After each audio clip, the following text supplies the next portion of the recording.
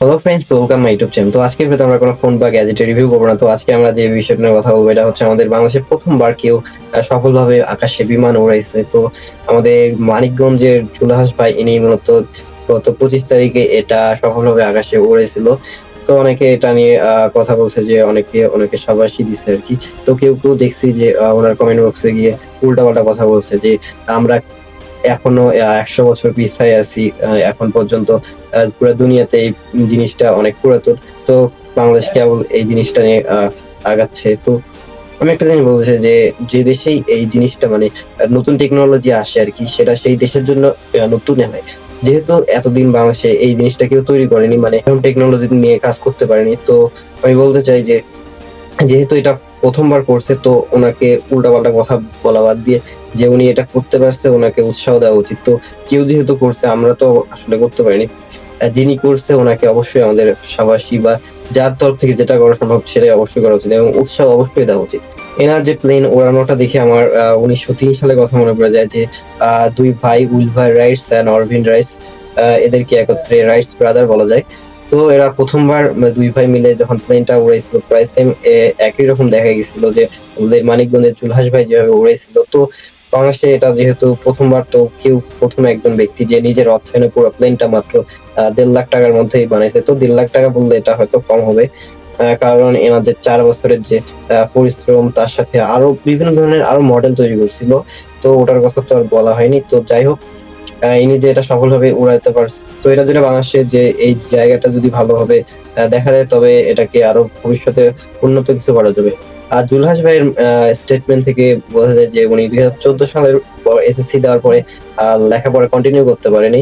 তো উনি যে এখন মানিকগঞ্জে বসবাস করছে, উনার যে নিজস্ব বাড়ি ছিল, তো এটা হচ্ছে নদী ভাঙ্গনের কারণে নিজস্ব জমি সম্পত্তি মানে হারায় আরকি। তো পরে মানিকগঞ্জের ৬ ঘর তেওতা এলাকার এখন মানে বাসিন্দা আরকি। তারপর উনি শহরে গিয়ে ইলেকট্রিক মিস্ত্রির কাজবাজ করতেন। তারপরে ২০২০ সালের দিকে বিভিন্ন ধরনের ছোটখাটো বিমান তৈরি করতেন, আরসি প্লেন আরকি। তো এইটার দিক থেকে তার একটা প্লেন তৈরি করার মানে একটা ইচ্ছা জাগে। তারপরে আ লাগাতার ৪ বছরের গবেষণায় এবং লাস্ট ১ বছরে মানে যে এই বিমানটা নিয়ে কাজ করছিলেন এটা গত ২৫ তারিখে আকাশে সফলভাবে উড়াইতে পারছিলেন। তো এটা ২৫ ফিটের মতন উপরে উঠছিল। আর উনার দাবি যে এটা হচ্ছে ঘন্টায় ৭০ কিলোমিটার বেগে চলতে পারে। তো এই প্লেনটার জন্যই আমরা ডিজাইনটা দেখতে এটা প্রায় হলো আল্ট্রা লাইট এয়ারক্রাফট এর মতন দেখা যায়। তো এটা অনেকটাই সস্তা বিমানগুলোর মধ্যে একটা। আর এটার যদি আমি বডি ফ্রেম এর কথা বলি, এটা হচ্ছে উনি কথা থেকে বোঝা যায় যে এটা হচ্ছে স্টেইনলেস স্টিল, অ্যালুমিনিয়াম আর বিভিন্ন ধরনের মেটারিয়াল দিয়ে তৈরি করা হয়েছে। আর এখানে যে ইঞ্জিনটা ইউজ করা হয়েছে এটা একটা হচ্ছে ওয়াটার পাম্পের ইঞ্জিন, যেটা ৭ হর্স পাওয়ার। আর ৭ হর্স পাওয়ারের ইঞ্জিন দিয়ে যে এই প্লেনটা উড়াইছে এটাই অনেক বড় বিষয় আরকি। তো এটা যখন উনি সফলভাবে আকাশে উড়াইতে পারছেন, আ আ নেট দুনিয়ায় এটা প্রায় ভাইরালের মতন বলা চলে। তো জেলা প্রশাসকও উনার কাছে আসছে এবং উনাকে কিছু আর্থিক সহযোগিতা করছে এবং ভবিষ্যতে এটাকে আরো আগায় নিয়ে যাওয়ার জন্য ওনার সাথে আরো কথাবার্তা বলছে। তো আমাদের উচিত যে জুলহাস ভাইয়ের মতন যারা ইনস্টিটিউশনাল কোনো পড়ালেখা করেনি তবু যে এইরকম অসাধ্য সাধন করে দিচ্ছে সেটা আমাদের জন্য অনেকটাই গর্বের বিষয়।